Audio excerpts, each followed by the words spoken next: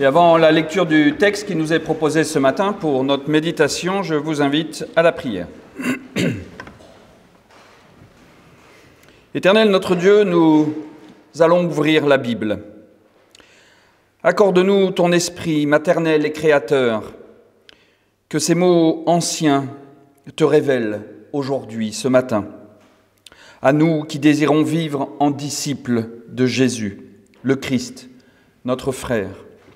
Que ta parole s'élance, nous rassemble et nous transforme. Amen.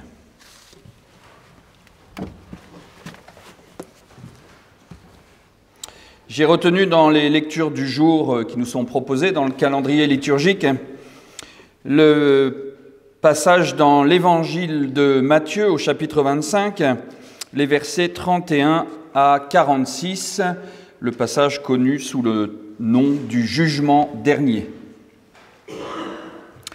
Quand le Fils de l'homme viendra dans sa gloire avec tous les anges, alors il s'assiera sur son trône de gloire. Et toutes les nations seront rassemblées devant lui, et il séparera les uns d'avec les autres, comme le berger sépare les brebis d'avec les boucs. Et il mettra les brebis à sa droite et les boucs à sa gauche. Alors le roi dira à ceux qui seront à sa droite, « Venez, vous qui êtes bénis de mon Père, recevez en héritage le royaume qui vous a été préparé dès la création du monde. Car j'ai eu faim et vous m'avez donné à manger, j'ai eu soif et vous m'avez donné à boire. J'étais étranger et vous m'avez recueilli, j'étais nu et vous m'avez vêtu. J'étais malade et vous m'avez visité, j'étais en prison et vous êtes venus auprès de moi. » Alors les justes lui répondront, « Seigneur, quand est-ce que nous t'avons vu avoir faim et que nous t'avons donné à manger, ou avoir soif et que nous t'avons donné à boire ? Et quand est-ce que nous t'avons vu étranger et que nous t'avons recueilli, ou nu et que nous t'avons vêtu ? Ou quand est-ce que nous t'avons vu malade ou en prison et que nous sommes venus auprès de toi ? » Et le roi leur répondra, « En vérité, je vous le dis, en tant que vous l'avez fait à l'un de ces plus petits de mes frères, vous l'avez fait à moi-même. » Ensuite, il dira à ceux qui seront à sa gauche, « Retirez-vous de moi, maudits, allez dans le feu éternel, préparé par le diable et pour ses anges. Car j'ai eu faim et vous ne m'avez pas donné à manger.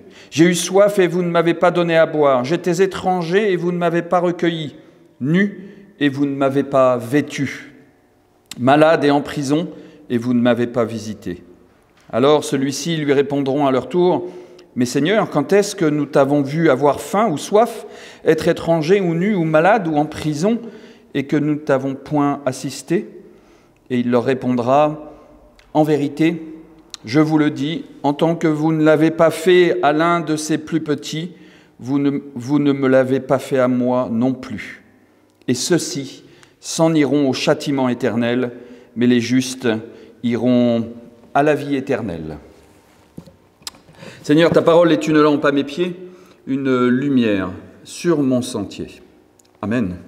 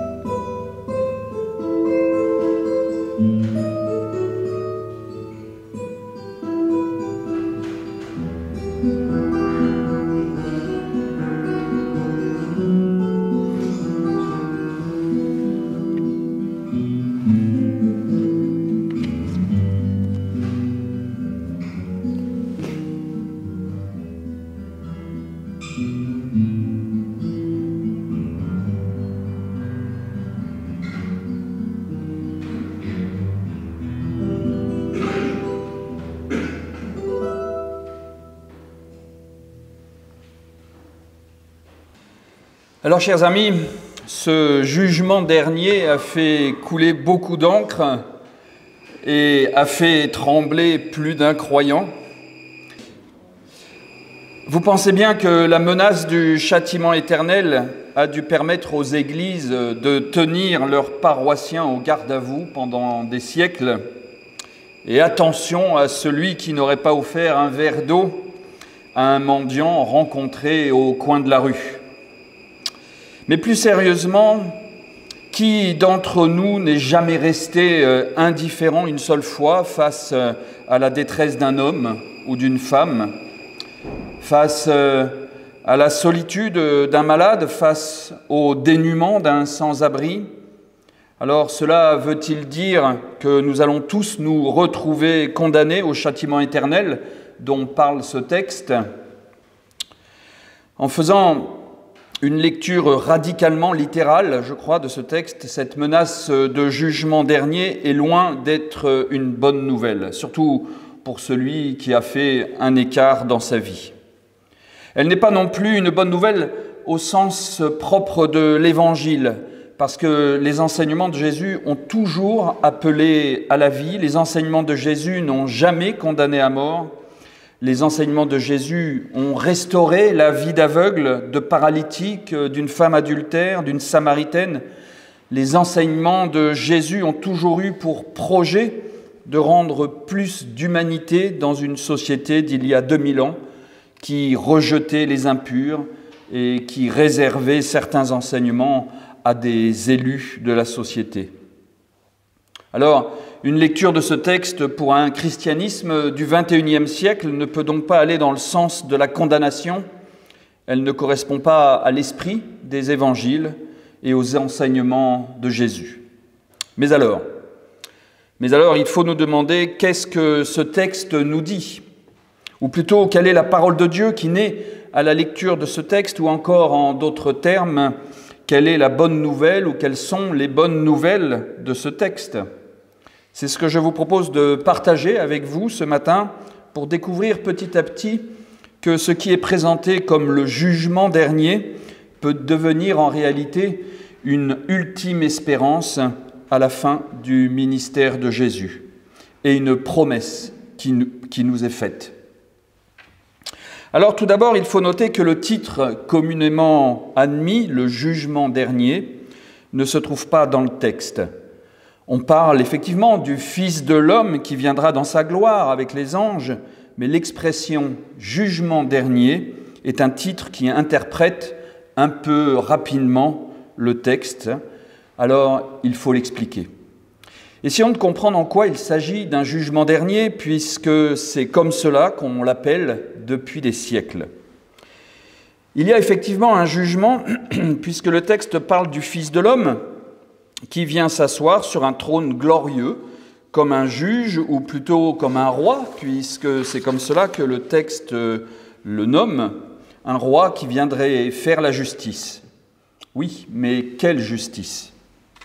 Il faut également s'affranchir de nos représentations du jugement au XXIe siècle, le juge qui vient condamner, qui vient punir. Dans l'Ancien Testament, il y a un livre qui parle de juges. C'est justement le livre des juges. Et si vous participez aux études bibliques, vous avez pu en avoir un aperçu. Et un juge, dans la Bible, ce n'est pas ce que nous connaissons aujourd'hui. Le juge, dans le livre qui porte son nom, c'est un héros qui est investi du souffle divin. C'est un guerrier qui remporte des victoires militaires et qui vient rétablir la paix, du moins pour un certain temps. Les juges, dans le livre des juges, sont d'abord des sauveurs. Ils rétablissent l'ordre. Ils sont des libérateurs pour que le peuple vive en paix en abandonnant le culte des idoles et en adorant un seul Dieu, Yahvé. Alors les plus connus dans le livre des juges, ils sont nombreux, mais les plus connus sont Gédéon, Déborah, Samson, des noms qui doivent vous dire quelque chose. Et ils ont tous, en leur temps, rétabli la paix et le calme en Israël.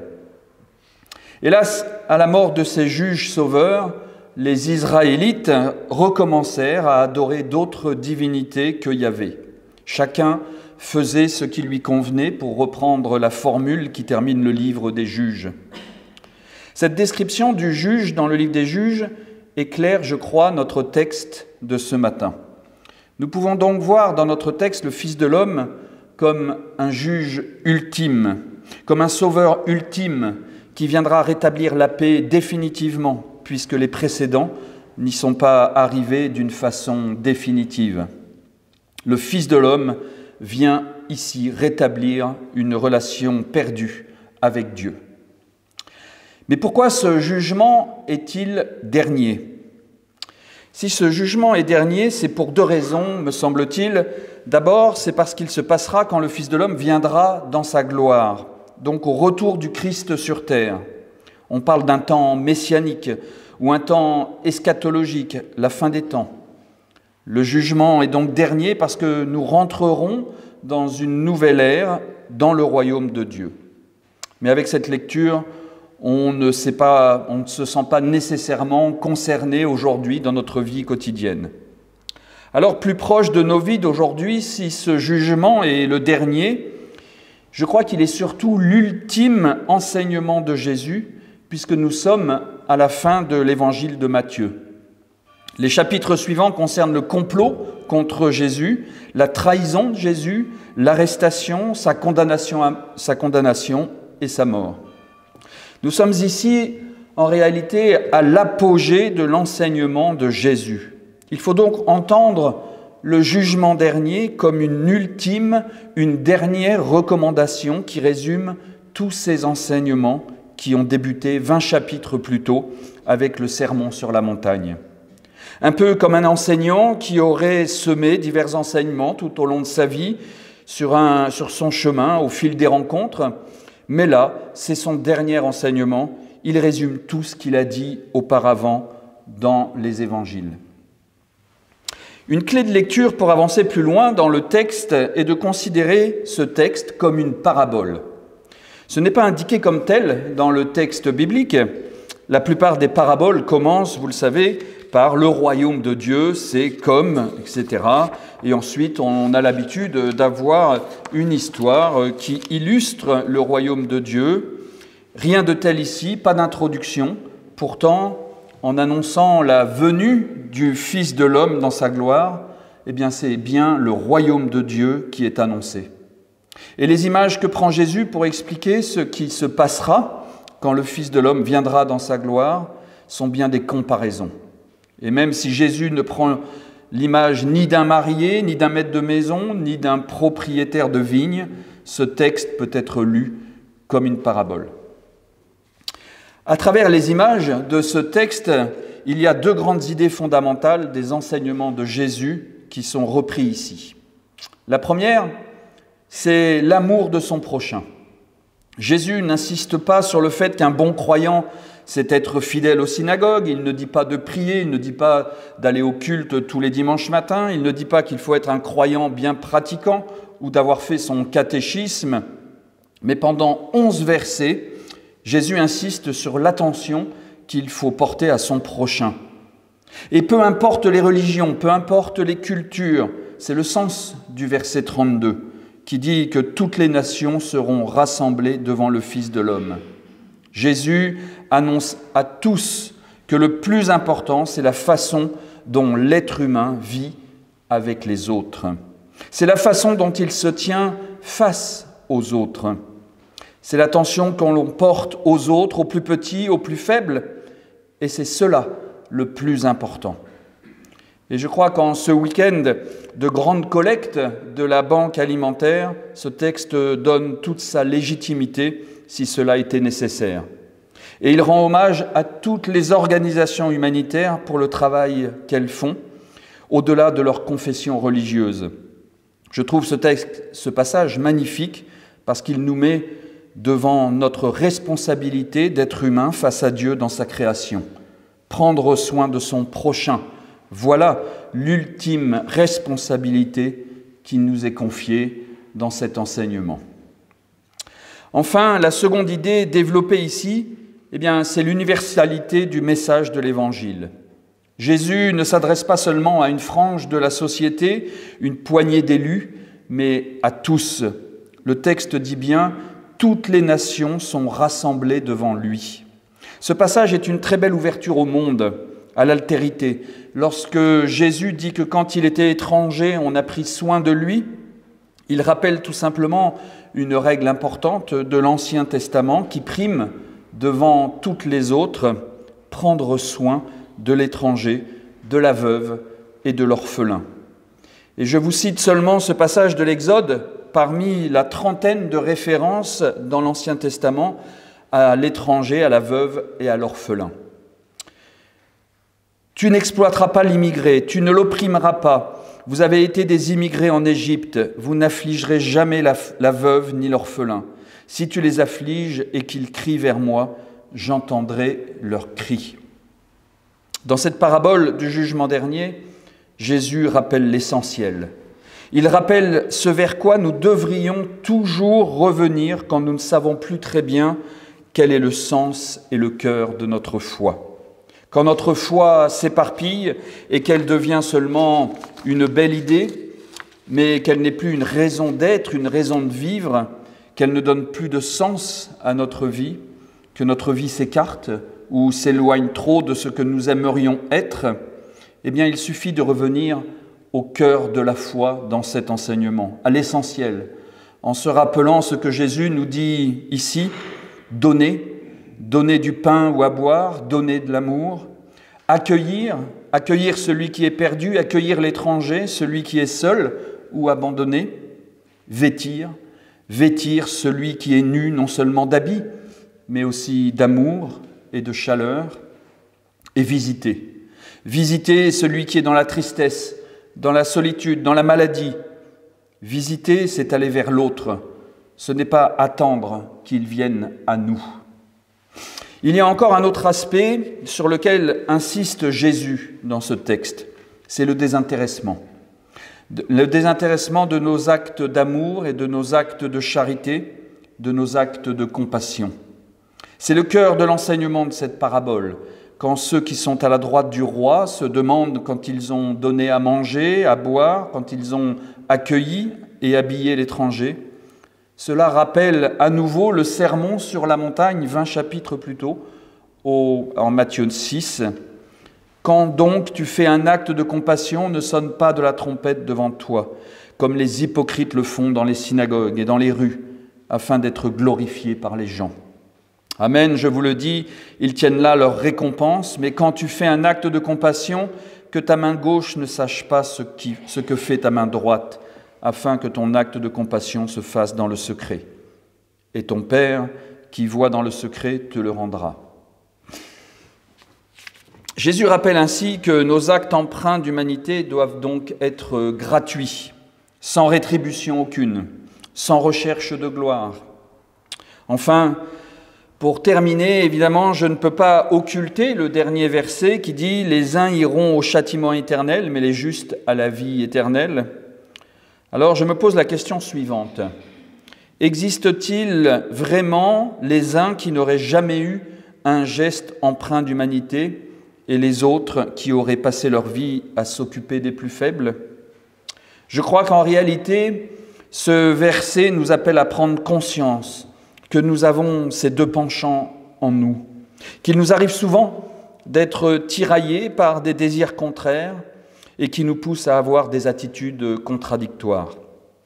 Notre vie est faite de contradictions, où nous avons pu faire du mal et du bien, où nous avons mêlé le matériel au détriment du spirituel. L'enseignement que je tire donc de cette parabole, c'est qu'en plaçant ma vie face aux enseignements de Jésus, face au Christ, tout simplement, eh bien, je suis rendu capable de faire le tri dans ces contradictions, de faire des choix qui rajouteront de la vie à la vie, de faire des choix qui rendront le monde le plus humain et plus vivable. Cet ultime enseignement de Jésus me fait découvrir que je peux jeter au feu tout ce qui est mauvais en moi pour ne garder le meilleur de moi-même. Nous pouvons donc tirer une bonne nouvelle de ce texte. Ce qui est appelé le jugement dernier est en réalité une véritable espérance. une promesse même qui nous est faite pour notre vie. L'espérance de la rencontre du Christ dans notre vie, c'est ce moment où, dans ce face-à-face avec les enseignements de Jésus, nous serons capables de faire la paix en nous-mêmes et de faire le tri, de faire la part des choses en mettant de côté ce qui est mauvais et de le jeter au feu, d'abandonner toutes nos idoles et ne garder que ce qui est bon, ce qui est tov, pour reprendre l'expression hébreu dans l'Ancien Testament, au moment de la création, dans le livre de la Genèse. Quand Dieu vit que c'était bon, vivable, tov. Jésus nous dit que Dieu ne gardera de nous que le meilleur de nous-mêmes. Voilà dans cet ultime enseignement de Jésus en quoi ce Fils de l'homme, qui se présente sous les traits d'un juge roi, rend notre vie et celle des autres plus vivable, plus humaine. Amen.